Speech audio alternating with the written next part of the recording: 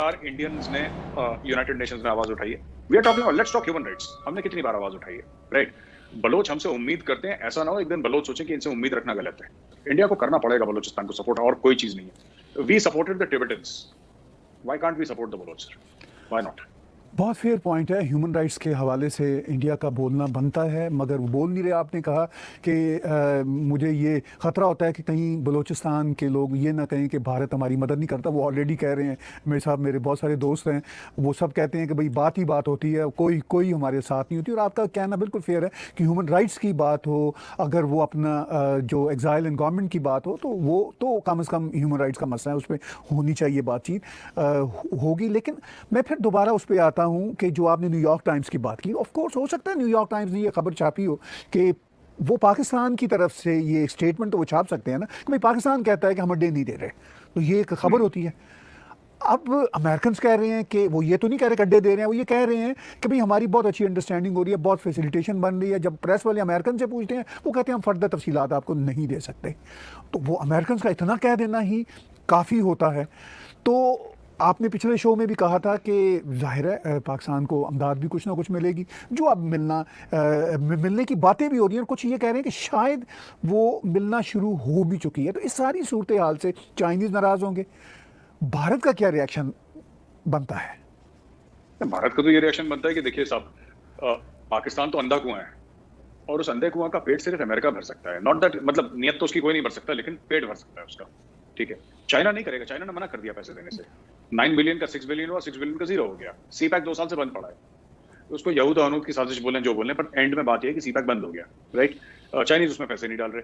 अब आप बताइए ना ताहिर साहब कि क्या इंडिया, देखिए ये जो ओवरऑल जो सिनेरियो मुझे नजर आ रहा है ना, इसमें सीधी सी बात है कि इंडिया, अब इंडिया को क्या करना चाहिए इसमें? India should invest more in Afghanistan sir. India को करना पड़ेगा, चाहे ईरान से राहदारी निकाले, कहीं और से निकाले। इंडिया शुड इन्वेस्ट मोर इन अफगानिस्तान, और India should also start interacting closely with the Taliban.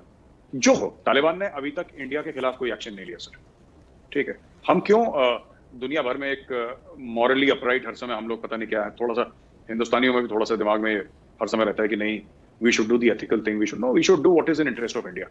अगर आपको, देखिए, आपको अगर तालिबान की सरकार आती है, आपको बात तो करनी पड़ेगी, उससे बात तो आपको करनी पड़ेगी सर। या आप बोल दीजिए कि हम बात नहीं करते और हम छोड़ दें। You have to have a pragmatic approach. Now, if the Taliban comes to power, the world will be interacting with Taliban. I don't think India can afford not to interact with the Taliban. आपको करना पड़ेगा, बातचीत करनी पड़ेगी।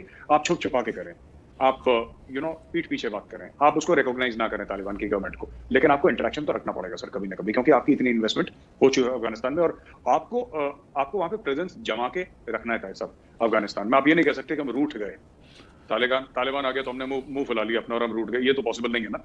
We have to, ये हमें करना पड़ेगा। आप कह रहे हैं कि वाज़े तौर पर कुछ स्टेप्स लेने होंगे, लेकिन on the other hand backdoor diplomacy जो है भारत और पाकिस्तान की भी चल रही है। पिछले दिनों चीफ आर्मी स्टाफ भारत के, उन्होंने कहा कि भाई हमारी बातचीत तो चल रही है, लेकिन पाकिस्तान को ही अपने आप को तब्दील करना पड़ेगा। इसका मतलब ये है कि बातचीत तो चल रही है, चीज़ें सुधार की तरफ जा रही हैं। भारत में बैठे हुए as a journalist, as a soldier, आपको क्या महसूस होता है कि जो सीज़ फायर है LOC पे, और जो और वहाँ पे अंडरस्टैंडिंग बैकडोर डिप्लोमेसी पे हो रही है, उसकी क्या सिचुएशन है? ठीक है, पब्लिक कंजम्पशन के लिए पाकिस्तान का मजाज भी ऐसा है, पब्लिक कंजम्पशन भी ऐसी है, वो उसके ऊपर बातें लीडर करते रहते हैं, लेकिन क्या वो जो बैकडोर डिप्लोमेसी चल रही है वो भी इसी बड़े एजेंडे का हिस्सा है उस रीजन में, चाइना को काउंटर करने के लिए? बिल्कुल। देखिए, हम चाहते हैं कि जो हमारा बॉर्डर है पाकिस्तान की तरफ वो शांत हो जाए, तभी हम चाइना को हैंडल कर सकेंगे सर। दो फ्रंट्स पे लड़ना, अब लड़ना है तो लड़ेंगे, क्यों नहीं लड़ेंगे? We'll prepare for it, we'll fight and we'll fight to win. लेकिन मुश्किल तो हो गई। पर मैं एक और बात कहना चाहता हूँ, जो शायद मैं पहले भी एक बार आपके प्रोग्राम में कह चुका हूँ ताहिर साहब। India as a country has lost patience with Pakistan. अब मैं इंडियन आर्मी की बात नहीं कर रहा, मैं इंडियन गवर्नमेंट की बात नहीं कर रहा, मैं इंडिया एज अ कंट्री बात कर रहा हूं। जो आम आदमी है, it has lost patience with Pakistan. अब आप किसी से भी बात करिए सड़क पे, ठीक है, वो बहुत ही कोई अमन की आशा वाला कोई जुनूनी होगा जो कहेगा कि नहीं अभी भी बात करो। Generally the mood is that, क्योंकि इतना हो चुका है, उड़ी हो चुका है, पुलवामा हो चुका है, इतना कुछ हो चुका है ना, कि अब त्रस्त हो गए लोग पाकिस्तान से। अब वो कह रहे हैं ठीक है यार, जो होता है देख लेंगे। एंड देन ये सवाल आजकल इंडिया में आने लगा कि why do we even need Pakistan? हमारा क्या फायदा हो रहा है पाकिस्तान से बात करके? आपने बोला कि इंडिया के आर्मी चीफ ने भी बोला कि हमारी बात चल रही है, वो बात चलेंगी, वो तो रोग रेजिम जैसे तालिबान है उसके साथ भी बात चलेगी, बात तो सबके साथ चलेगी। क्या पाकिस्तानी इजरायलीज के साथ बात नहीं करते हैं? They regularly talk to Israelis. Pakistani army talks to the Israeli army or Israeli intelligence services. ISI वगैरह बात करते हैं, लेकिन बात करते हैं, रिकॉग्नाइज नहीं करते। तो ये मामला थोड़ा सा अलग है इंडिया में यह है कि the common man has lost patience with Pakistan, और पाकिस्तान को कहीं ना कहीं सर इसकी बहुत हैवी एक कीमत चुकानी होगी। जहां तक पाकिस्तान और चाइना की बात है, हमें एक बात पता है कि we have to focus on China. Pakistan is no longer priority for us. एक जमाना था जब पाकिस्तान का ऑब्सेशन हुआ करता था, क्योंकि पाकिस्तान के साथ लड़ाइयां होती थी, पाकिस्तान टेररिज्म यहाँ पे फ्यूल करता था, तो ऑब्वियसली बातचीत में पाकिस्तान ही आएगा ना। जब कश्मीर में कुछ होगा तो पाकिस्तान ही आएगा। लेकिन अब धीरे धीरे जो किबला अपना दुरुस्त करते हुए, अपना जो नॉर्थ है कंपास का, उसको दुरुस्त करते हुए, now we have started talking more and more about China, and even in the army there is an understanding. Sir, I am talking about the Indian army, there is an understanding in the army that you need to focus, recalibrate कर रहे हैं core को, पूरे core को ये media में आया था, मैं तो मीडिया से बोल रहा हूँ जो बातें हैं। So there are many steps that are being taken and they will be taken in the future also, because we understand that the problem is China. Pakistan is insignificant sir. वो हमें चाइना ने क्या कर रखा है, पाकिस्तान के साथ लड़ते रहो, छोटा सा खिलाड़ी है सर, उसके लड़के हम भी अपना टाइम वेस्ट कर रहे हैं, राइट? तो उनको there is not worth the effort sir. तो इस वक्त जो चाइना की सिचुएशन है, हमें ये भी खबरें मिल रही हैं कि भारत में जो कोविड का क्राइसिस आया, अब वो काफ़ी चीज़ें संभल रही हैं, लेकिन इससे फ़ायदा उठाते हुए जो खबरें आ रही हैं कि चाइना ईस्ट लद्दाख के बॉर्डर पर अपना जो एक तरह का एक्टिविटी का सिलसिला है वो बढ़ा रहा है, उससे कितना कंसर्न है भारत को? बिल्कुल कंसर्न है सर, कंसर्न वाली बात भी है, बिल्कुल कंसर्न है। मेरी तो बात चलती रहती है लोगों से, एंड दे से कंसर्न है, but they are saying concern पर नहीं रुका, हम एक्शन भी ले रहे हैं। We are taking action in this regard. We are very well aware of what the Chinese are doing. We are collaborating with other countries also. और मैं बता रहा हूँ सर, चाइना अगर सर पे वार करेगा ना तो उसको पैर दुखेगा उसका सर।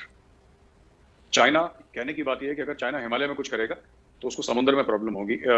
देखिए, चाइना ऐसे नहीं रुकने वाला, और मैं बार बार ये कह रहा हूँ, और धीरे धीरे इंडिया में भी ये समझ आ रही है कि चाइना को आप प्यार से हुसला के और चाइना को कि सोच के कि अगर हम गुड बॉय बन जाएंगे तो चाइना मान जाएगा, शरीफ हो जाएगा, ये होने नहीं वाला सर, ये होने नहीं वाला खैर सब। ये चाइना को उसी जबान में बात करनी है जो चाइना रिस्पेक्ट स्ट्रेंथ। आप वीकनेस दिखाएंगे आपके ऊपर हावी हो जाएगा। तो ये बात तो है। दूसरी चीज आपने बोला कि ये पूरे कोविड के एक सिचुएशन में चाइना ईस्ट लद्दाख में कर रहा है, बिल्कुल अगेन एग्रेसिव पोस्चर है उनका ईस्ट लद्दाख में, लेकिन हमारे भी वहाँ पे ट्रूप्स बैठे हुए हैं, हमारे ऑफिसर्स वहाँ पे हैं, वी आर फुली डिप्लॉयड, वहाँ से डी इंडक्शन नहीं हुआ है, हम लोग तैयार है वहाँ पे, और जो होगा चाइना का देख लेंगे। लेकिन मेरी सिर्फ एक छोटी सी ख्वाहिश थी, और मेरी ख्वाहिश थी कि we should do something preemptive sir, rather than waiting कि चाइनीज कुछ करें। क्योंकि देखिए, चाइनीज कुछ ना कुछ तो करेगा। हम सोच रहे हैं चाइना नहीं करेगा, इस साल नहीं करेगा, अगले साल करेगा, उसको कुछ ना कुछ करना है। तो कुछ ना कुछ करना है तो सिंपल सी बात है कि आप चाइना आने की कोशिश करें, आप चले जाओ अंदर, फिर बात करो ना। Talk from a position of strength, why talk from a position of weakness? आपने दो परसेप्शन बताए। आपने कहा कि वो जो चीनी हिंदी भाई भाई वाला काम है वो भी अब भारत में परसेप्शन तब्दील हो रहा है, अब जनता समझ रही है कि ये अब नहीं चलेगा। दूसरी तरफ जो अमन की आशा वाला था वो खेल, वो भी ऑलमोस्ट डाई डाउन हो गया है। लेकिन इन दोनों को अभी भी सपोर्ट करने वाले भारत में ग्रुप्स मौजूद हैं, लोग मौजूद हैं, अपोजिशन में भी मौजूद हैं, सिविल लिबर्टीज़ कोट अन कोट नाम देहात सो कॉल्ड सिविल लिबर्टीज़ में भी मौजूद हैं। उनको भारत में कैसे टैकल किया जाएगा? उनको एक्सपोज करके टैकल करा जाएगा। पहली चीज तो ये है कि सरकार ये समझे कि ये थ्रेट्स हैं, और सरकार इस बात का वो छोड़ दे कि न्यूयॉर्क टाइम्स हमारे बारे में क्या कहती है और वॉशिंगटन पोस्ट हमारे बारे में क्या कहती है, विदेशी अखबार क्या कहते हैं आपके बारे में, दैट इज इनकॉन्सिक्वेंशियल। आप दिल मजबूत करिए, कोई फर्क नहीं पड़ता। चीन को फर्क पड़ता है सर? आप वीगर मुसलमानों के बारे में 100 ऑपेड निकाल लीजिए, उनको कोई फर्क नहीं पड़ता। क्यों? It's a strong country, it doesn't care. You have to be like that. Whatever action you have to take that action. Be absolutely ruthless when it comes to national security. जहां तक आंतरिक सुरक्षा की बात है, आपको बिल्कुल बेदर्दी से काम लेना पड़ेगा। आपको कोई दिल में दया भावना नहीं होनी चाहिए जब आप देश की बात कर रहे हैं, क्योंकि काम ही ऐसा है सर। दूसरी चीज मैं कहना चाहता हूं कि यहाँ पे एक प्रॉपर वेल ऑयल्ड मशीन है भारत में, और ये वेल ऑयल्ड मशीन में सर आपके ह्यूमन राइट्स एक्टिविस्ट भी हैं, आपके थिंक टैंक्स भी हैं, आपके इंस्टीट्यूट्स भी हैं, कुछ फंडेड हैं, कुछ ऐसे हैं, कुछ पुराने लोग भी हैं सर जो पोस्टेड रह चुके हैं, जो बड़े जिसको कहते हैं fans of the Chinese system, not realising that जितनी वो बकवास करते हैं इंडिया में उतना चाइना में करते तो अभी तक वो और उनका खानदान गायब कर दिया जाता, क्योंकि चाइना में there is no concept of human rights. लेकिन इंडिया के कॉन्स्टिट्यूशन को इस्तेमाल करके सर, इंडिया के संविधान का इस्तेमाल करके उसकी आड़ में ये भारत से लड़ते हैं। यानी कि भारत के संविधान को, भारत के आईन को, भारत के कॉन्स्टिट्यूशन को ढाल बना के, ये ढाल बनाते हैं सर भारत के कॉन्स्टिट्यूशन को, और ढाल बना के ये भारत के साथ लड़ाई लड़ते हैं। क्योंकि आपको पता है आप कुछ भी भारत में बोलेंगे, अंडर इंडियन लॉ आपको कुछ नहीं कह सकता कोई सर, क्योंकि फ्रीडम ऑफ एक्सप्रेशन है।